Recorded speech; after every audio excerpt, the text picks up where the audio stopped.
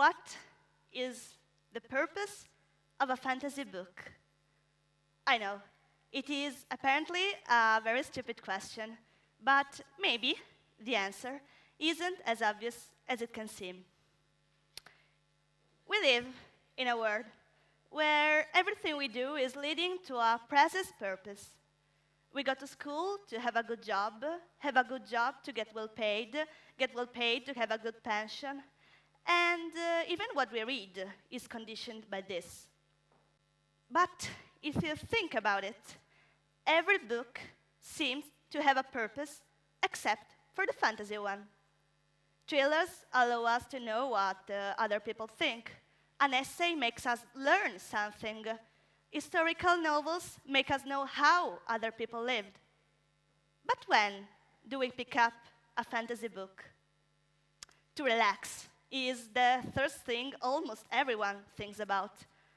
We are taught, that a fantasy book is something that you can read on a beach or at the end of a particularly hard day, something that is meant for children and teenagers. But if we really want to learn something, we have to read classical books and authors like Stendhal and Tolstoy and forget about that kind of book that really doesn't teach us anything. And at the end, we almost feel ashamed of reading such a poor thing. How many times did it cross your mind that a fantasy book isn't a true book at all? At least one time for sure. In fact, I thought about it too, and I love that genre. My mom and my dad don't have a great imagination or like fantasy books, so I've always felt pretty judged every time I try to pick one of them up. You are gonna grow up someday, my father used to tell me, and you are gonna get sick of that. It is always the same story. It doesn't really give you anything. And, well, I have to admit that I've almost believed them. Until I realized that there is something that every fantasy book in the world, brilliantly written or not, teaches us more than any other genre. It stimulates our imagination. Think about it.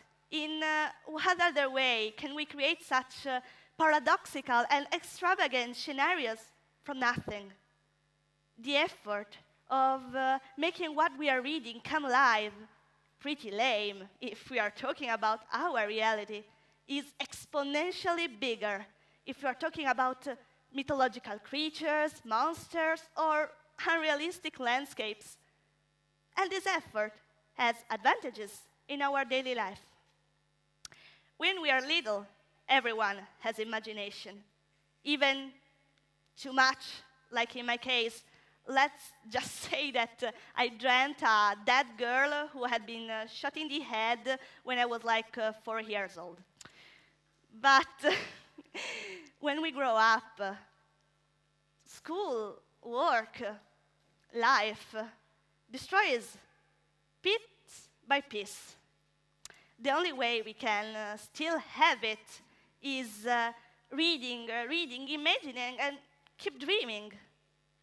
And if someone asked themselves what the purpose of imagination is, well, I want to tell you a story. When I was little, in elementary school, my classmates hated me.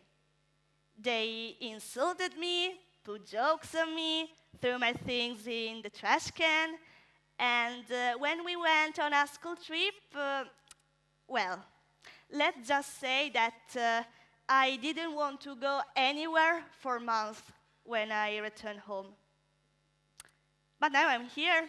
I'm happy and stronger than before, so how could I bear all of that? I made it because in that year, I managed to create my own fictional world where I was in control. I had the power to do anything that I wanted.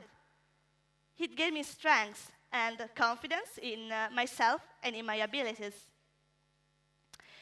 But imagination isn't only that. Like Albert Einstein said, logic will get you from A to Z. Imagination will get you everywhere.